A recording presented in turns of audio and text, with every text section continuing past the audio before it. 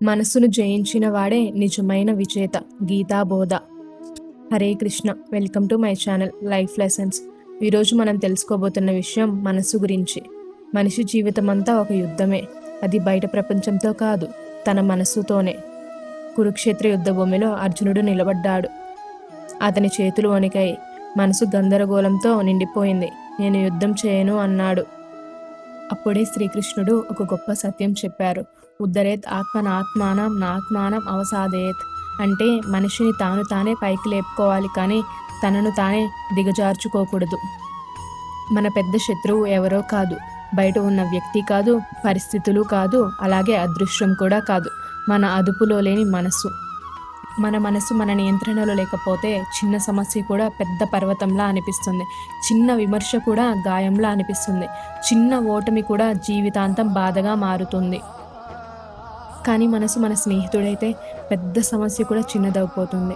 పెద్ద నష్టం కూడా పాఠం అవుతుంది. పెద్ద ఓటమి కూడా దారిని చూపుతుంది.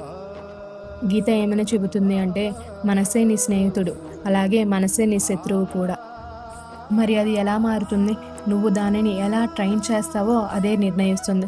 నువ్వు నీ ఆలోచనలకు బానిసవుతావా, లేక నీ ఆలోచనలను నియంత్రించుకుని యజమానివవుతావా? మనసు కోపంగా ఉన్నప్పుడు ప్రశాంతంగా ఉండగలగడం ఒక శక్తి. అలాగే మనసు భయపడుతున్నప్పుడు ధైర్యంగా ముందడుగు వేయగలగడం ఒక విజయం.